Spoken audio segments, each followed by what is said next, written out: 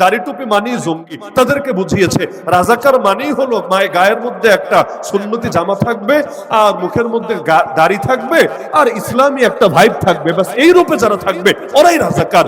দাড়ি ছাড়া কোনো রাজাকার নাই, প্যান্ট শার্ট পরা কোনো রাজাকার নাই। রাজাকার মানেই হলো ইসলামের লেবাস থাকা রাজাকার, এবং জঙ্গি মানে হলো ওই হুজুর টাইপের, এবং মাথায় পাগড়ি আছে, মুখের মধ্যে দাড়ি আছে, গায়ের মধ্যে জামা আছে, জিহাদের কথা মুখে বলছে, বাস এরাই জঙ্গি। এই টাইপের একটা জিনিস মানুষকে বুঝিয়েছে নাকি বোঝায় নাই? ওরা বুঝিয়েছে বলেই সরকারের জুলুম সহজ হয়েছে। এই মিডিয়াগুলো যদি ফাইজলামি না করতো, এই বুদ্ধিজীবীরা যদি ফাইজলামি না করতো, সরকার জীবনেও জুলুম করার সুযোগ পেত না।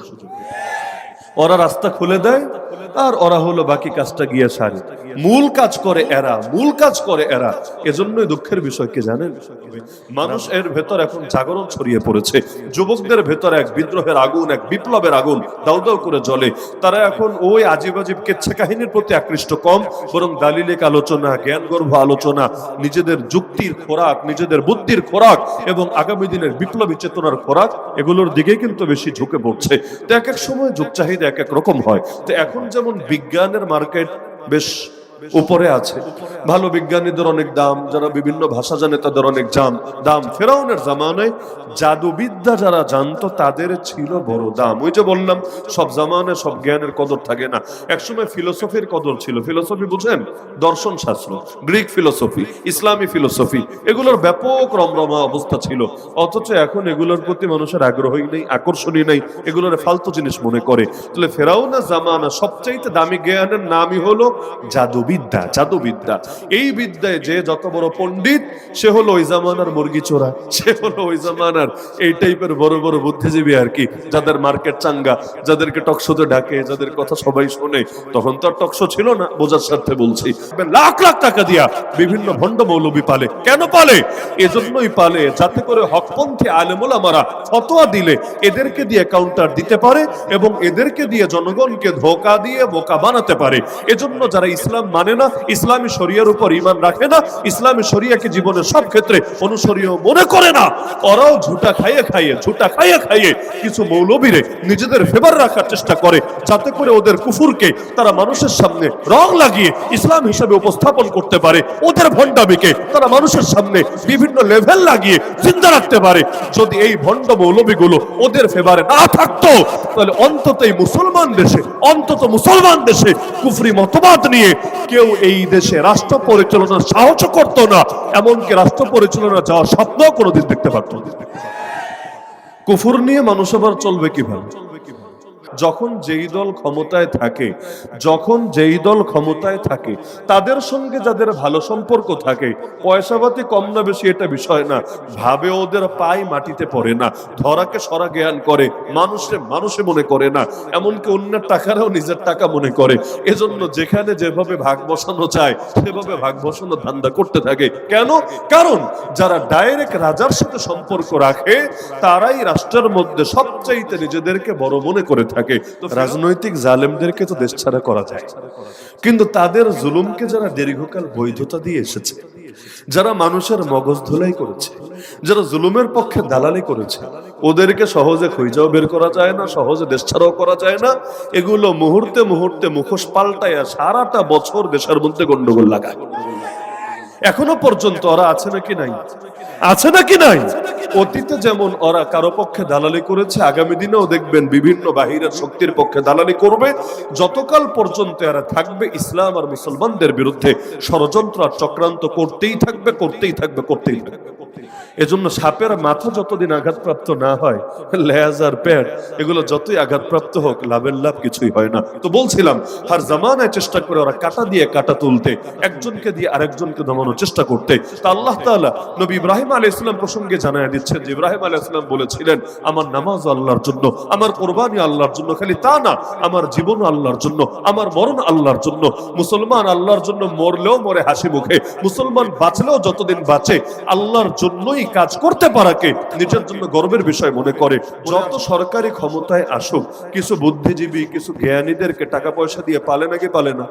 এই যে জঙ্গি ট্যাগ দিয়ে কত মানুষকে অন্যায়ভাবে হত্যা করা হলো, রাজাকার ট্যাগ দিয়ে কত মানুষকে অন্যায়ভাবে হত্যা করা হলো, মানে অনেকের দমানোর জন্য জাস্ট ট্যাগ আর কি, বাস্তবে কিছু থাক না থাক, মনে চেয়েছে ফায়ার দিয়ে মেরেছে, বলবে জঙ্গি এক শব্দ শুনলেই পাবলিক আর কোনো রাগ দেখাবে না। এটা সম্ভব হয়েছিল কিভাবে?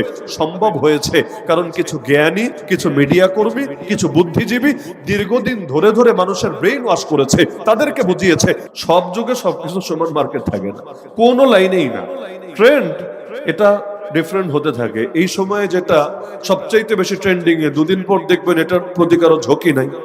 আবার যেমন ধরেন সময় মানুষ প্রচুর বইপত্র পড়তো, ঘরে বসে ছিল, কি আর করবে? বইপত্র বিক্রি ওই সময় ভালোই বেড়ে গিয়েছিল।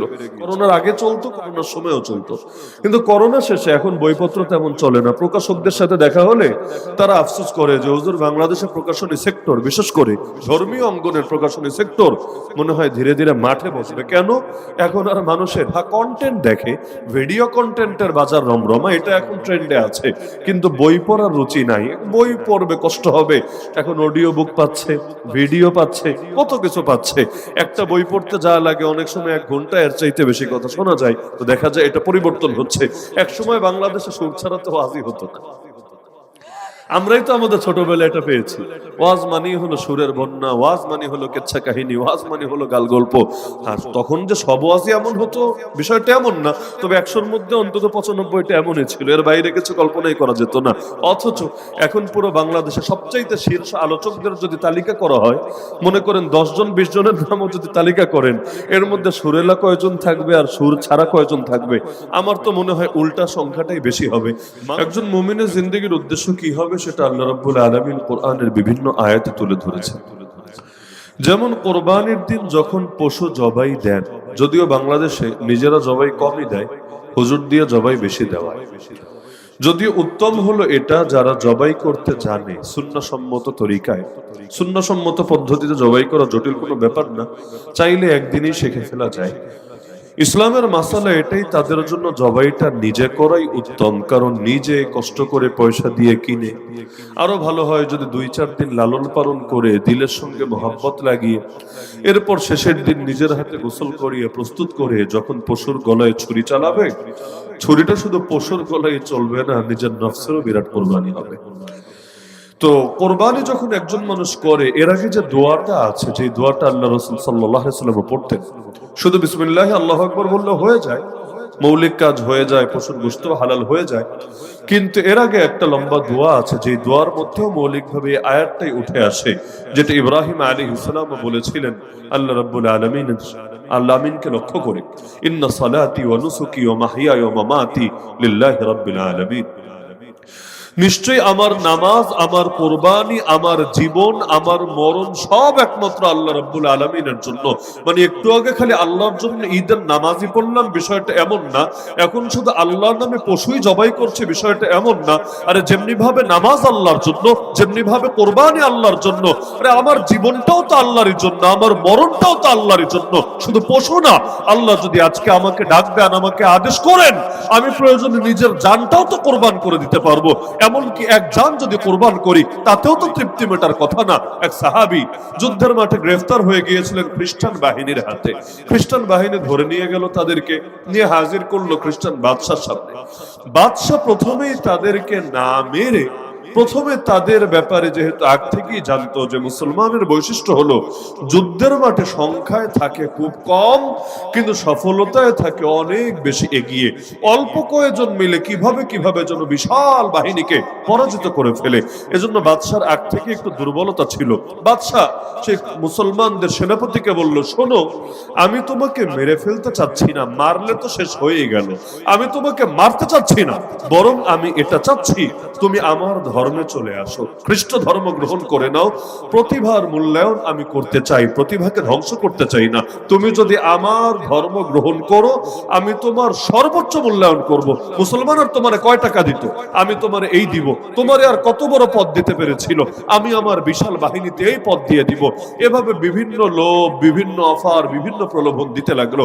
সেই সাহাবী এক বাক্যে বললেন, শোনেন বাদশাহ, আমরা সেই জাতি যারা জান দিতে জানি কিন্তু ঈমান দিতে জানি না।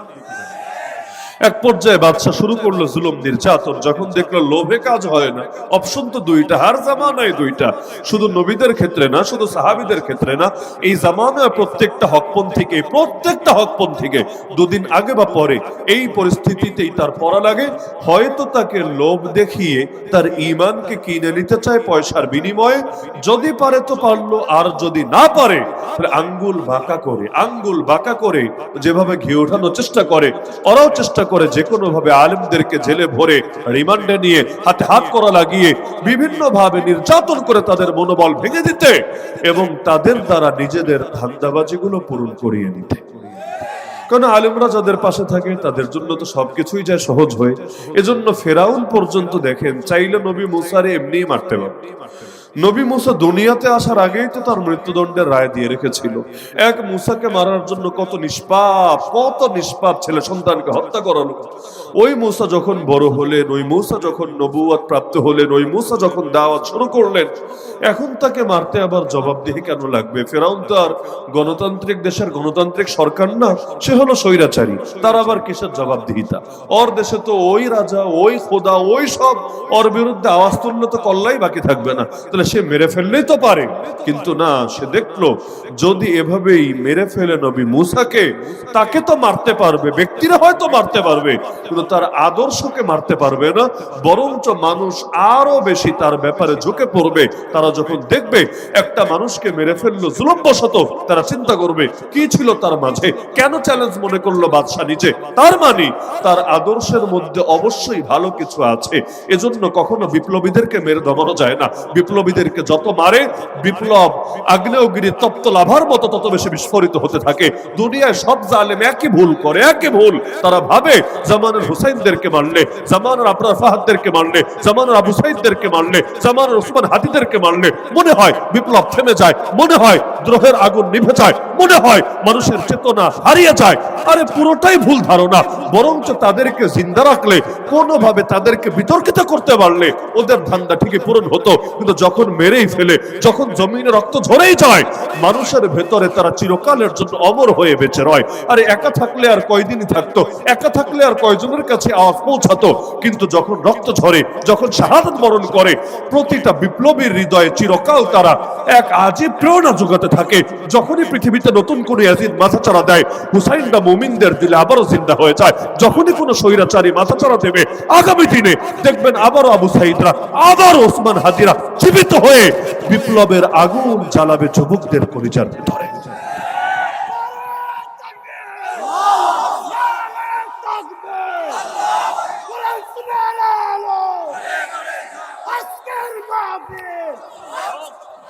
এজন্য ফেরাউনও ডাইরেক্ট মারলো না, বরঞ্চ সে চাইলো আগে নবী মুসাকে বিতর্কিত করতে হবে, সমালোচিত বানাতে হবে, মানুষের আস্থা নষ্ট করতে হবে। মানুষ যাতে তাকে আর ভালো না বরং ভণ্ড বলে ট্রিট করে এর ব্যবস্থা করতে হবে। কিভাবে করা যায়? সে তার বাহিনীকে বলে দিল, ইতুনি বিকুল্লি সাহারিন আলিম। প্রত্যেক শহরে গিয়ে সবচাইতে বড় জাদুঘর, যারা খালি জাদুঘরই না, আলিম, সবচাইতে বড় জ্ঞানী, সবচাইতে বড় জ্ঞানী, এরকম জ্ঞানী গুণী বুদ্ধিজীবী জাদুঘরদেরকে এনে আমার কাছে একত্রিত করে। আপনি বলবেন এত কিছু থাকতে জাদুকর কেন? এক এক যুগে এক এক জ্ঞানের মার্কেট ভালো থাকে। তো ফেরাও